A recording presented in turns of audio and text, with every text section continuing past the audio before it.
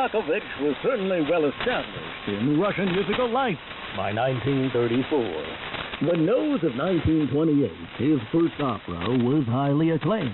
He wrote his first film score in 1929 for New Babylon, as well as the incidental music for Vladimir Mayakovsky's The Flea, which was also the last of Shostakovich's collaboration with the director Meyerhold. The composer's ballets, The Golden Age and Bolt of 1931, received their premieres, the former receiving a particularly good response. His next opera, Lady Macbeth of Mainz, was begun in 1930, completed 2 years later, and produced in 1934 in Leningrad. It was a triumph with the critics and public alike. The critics perceived Lady Macbeth as a major achievement in socialist construction and attributed its success to the correct policy of the party. The policy referred to was socialist realism, a doctrine calling for works of art responsible to the masses, the working people. Tunes one could follow, simple structures, and an obvious optimistic sentiment were all to be used to reach and glorify the masses. By 1936, this major achievement of socialist realism had received 83 performances in Leningrad and 97 in Moscow, as well as numerous performances around the world. Then the roof suddenly caved in on Shostakovich. The authorities made a swift and surprising about-face in January of 1936. Pravda published an unsigned article entitled Chaos Instead of Music, blasting Lady Macbeth of Mainz as coarse, primitive, and vulgar. The article continued by saying that the score was a virtual negation of the very principles of opera. This was no idle spleen-venting by a bad critic with a chip on his shoulder. No, unsigned articles in Pravda have always been assumed to be statements of official party politics. And in 1936, party policy originated with Joseph Stalin. To have one of Russia's most famous composers attacked by the party, presumably by Stalin himself, was more than serious. It was dangerous. Not that Shostakovich was entirely alone. The article was used as the starting gun for a broad anti-formalist campaign, and in the arts and literature, and as one of the better-known figures on the Soviet musical scene, he made an excellent target. Lady Macbeth was used as the prime example of the evils of modernism. Within 10 days of the original attack, Pravda let go with the other barrel. This time it was Shostakovich's third ballet, The Limpid Stream of 1935, which caught the blast. The Limpid Stream was considered to be at the other extreme of Lady Macbeth. That is, too simple and flippant. The composer's attempt to describe life on a collective farm was condemned as weak and superficial. And this second attack effectively killed any desire Shostakovich might have had to be a ballet composer, for he never wrote another ballet score. Lady Macbeth was, to Pravda, fidgety, screaming, and neurotic, while The Limpid Stream was simple-minded. Twice attacked, presumably by Stalin himself, denounced by other composers who feared for their own lives if they didn't, and threatened with the real possibility of extinction, a fate attributed to Meyerhold. Shostakovich withdrew himself and his music, specifically the Fourth Symphony, from the public eye. Shostakovich had begun work on the Fourth Symphony in September 1935 and completed it in May the following year, just a few months after the Pravda attack. It was a full 7 months later that the work was withdrawn, while still in rehearsal. The questions arise. Why so long? Was it for political or musical considerations that prevailed? Shortly before his death in 1975, the composer gave one hint. I found it too long, he said in a televised interview. There were too many imperfect elements in it. The shape was wrong, the construction shallow. Yet 25 years after its composition, Shostakovich did allow it to be performed. Another clue, which unfortunately can't be corroborated, is found in testimony. It seemed then as if every performance caused nothing but trouble. And what would happen if the fourth had been performed too? So the score sat on a shelf, simply marked withdrawn, until 9 years after Stalin's death. It was finally premiered in Moscow in December 1961. Now for your consideration. Will it be nothing but trouble? Here's the Fourth Symphony.